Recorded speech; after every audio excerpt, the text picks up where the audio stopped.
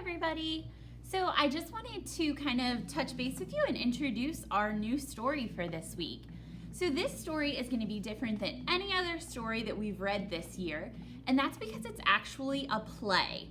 So when you start turning the pages and looking at the story, you're going to see it doesn't look like our regular stories. There's not paragraphs and sentences in our normal setup. There's going to be speakers and then lines, and there's going to be directions about coming off and on the stage. So you're going to kind of have to read a little bit differently than what you would normally read. So the title of our play is called Two Bear Cubs, and it's from a Miwok myth, which means it's an old story, and it's been adapted by Robert Sansouci and illustrated by Tracy Walker. And then we do have a picture of our bears, but then we also have a list of our characters. So the characters are people who will have speaking parts in the story. And our characters include the storyteller, Mother Grizzly, older and younger brother, Hawk, Fox, Badger, Mother Deer, two fawns, Mountain Lion, Mouse, and Measuring Worm. And Measuring Worm they call Tutakana. So that's a little bit hard to say. All right, if we come over here to our sidebar, we can see that we have our target skill. And this week we're going to be focusing on two skills. Our first is story structure.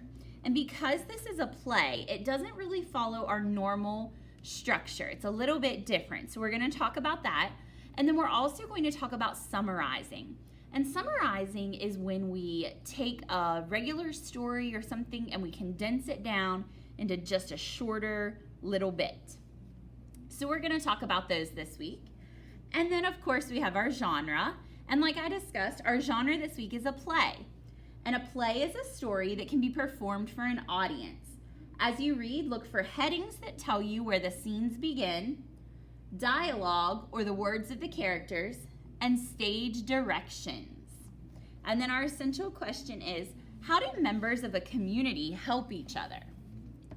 All right, and before you read, I'd like to go ahead and quickly go over our vocabulary. Our first word is scolding, and scolding means criticizing in a harsh way. So if you've ever maybe not listened to what your parents have asked you to do, they might scold you and say, "I told you to put your shoes away." That's scolding. Greedily. Greedily means wanting more than what you need.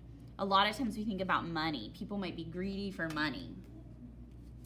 Our next word is ignores. And ignores means paying no attention to. So a lot of times my daughters will fight because one will ignore the other. She doesn't pay her any attention. All right, our next word is hesitation. And hesitation means that you are slow to speak, act, or decide.